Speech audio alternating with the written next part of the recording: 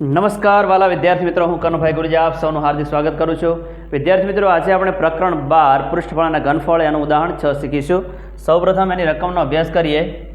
એક જ્યુસ વેચવાવાળો તેના ગ્રાહકોને આપેલ આકૃતિમાં દર્શાવ્યા પ્રમાણેના પ્યાલામાં જ્યુસ આપતો હતો. નળાકાર પ્યાલાનો અંદરનો વ્યાસ 5 સેમી છે, પરંતુ પ્યાલાના પાયામાં અર્ધગોલક ભાગ ઉપસી આવેલો હતો, જેથી પ્યાલાની ક્ષમતા ઓછી થતી હતી. જો પ્યાલાની ઊંચાઈ 10 સેમી હોય તો તેની આભાસી ક્ષમતા તથા તેની વાસ્તવિક ક્ષમતા શોધો. પાઈ બરાબર 3.14 લો. અહીં આપણે બે પ્રકારની ક્ષમતાઓ શોધવાની છે. પહેલાં આભાસી ક્ષમતા. આભાસી ક્ષમતા માટે નળાકારના ઘનફળનું સૂત્ર મૂકી કિંમતો મૂકીને સાદુરૂપ આપશો એટલે આભાસી ક્ષમતા આપણને મળી જશે. અને વાસ્તવિક ક્ષમતા એટલે નળાકારના ઘનફળમાંથી આ જે અર્ધગોલક ભાગ અંદર ઉપસી આવેલો છે એને આપણે શું કરી દઈશું? બાદ કરી દઈશું.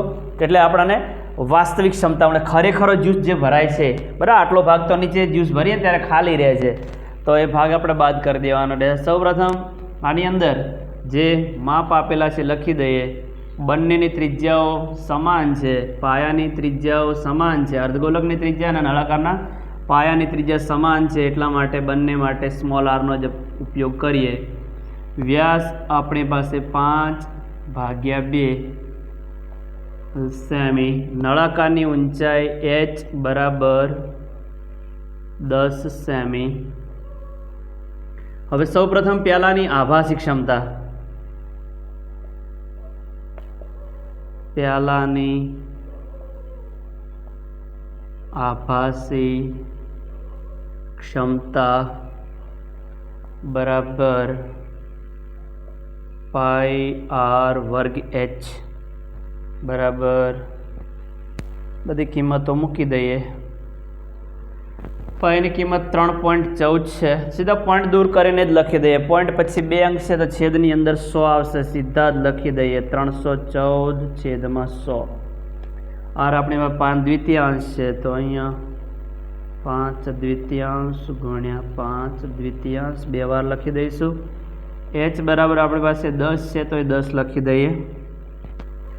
હવે અહીંયા આને 2 વડે ભાગીએ તો 2 ગુણ્યા 157 એટલે 314. 2 2 ઉડી જશે. બીજું આને ભાગી દઈએ. 2 5 10. 2 2 ઉડી જશે. હવે 100 ને ભલે એમને રાખવા, કારણ કે જો 100 ને ઉડાડવા જઈશું ફરી ભાગાકાર કરવા જવું પડશે 4 વડે. આપણે એવું નથી કરવું, સીધા પોઈન્ટ કાપવાના જ રહે. છેદમાં 100 એમને એમ રાખો, બરાબર. છેદમાં 10 100 1000 10,000 જે પણ હોય બધા પૂરેપૂરા આવડતા ને તો જ ઉડાડવાના. બાકી અંશનો ગુણાકાર કરીને સીધા પોઈન્ટ કાપવાના જ રહે, બરાબર. 157 ગુણ્યા પાયો 25 5 125.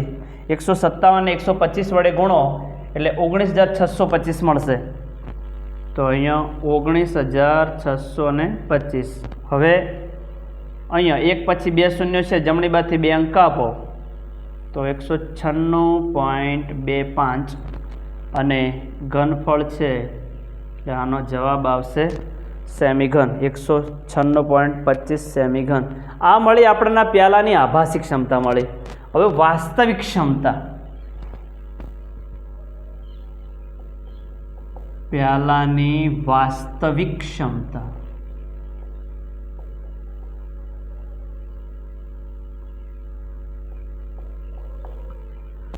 બરાબર આપણે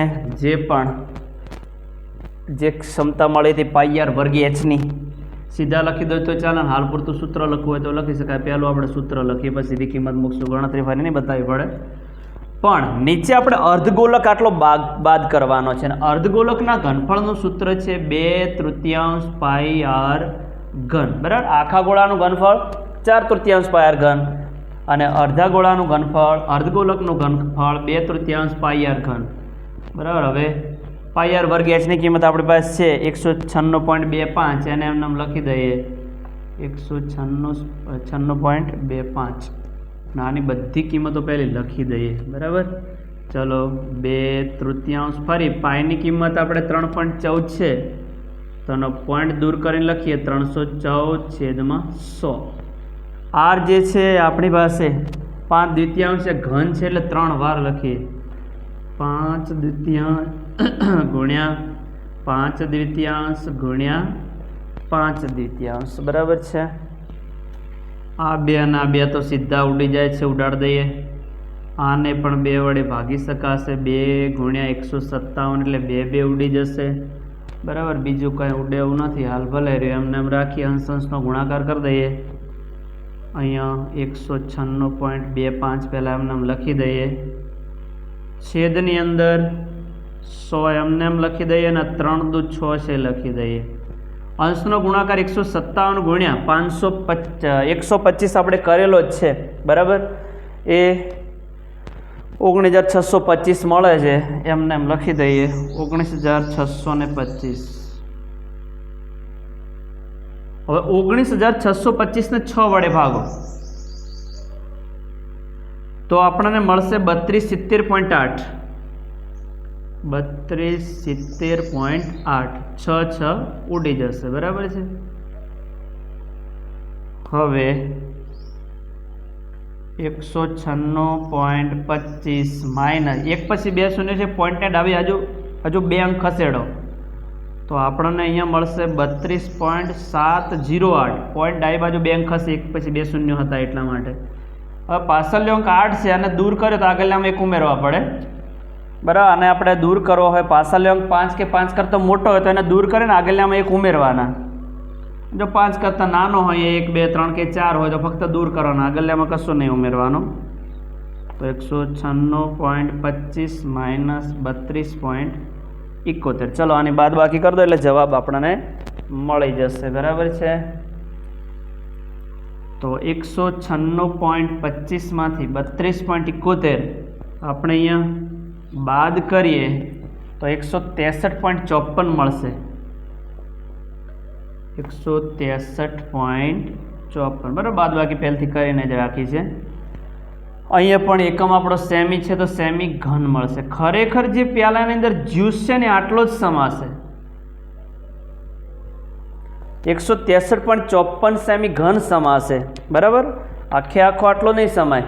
બરાબર, તો આ દાખલો સારો છે, પૂછાય એવો છે, તૈયાર કરી દેવાનો. અને વિદ્યાર્થી મિત્રો, હજુ તમે મારી ચેનલને સબસ્ક્રાઈબ ના કરી હોય તો સબસ્ક્રાઈબ કરી દેજો. Thank you very much. ખૂબ ખૂબ ધન્યવાદ. જય મા સરસ્વતી.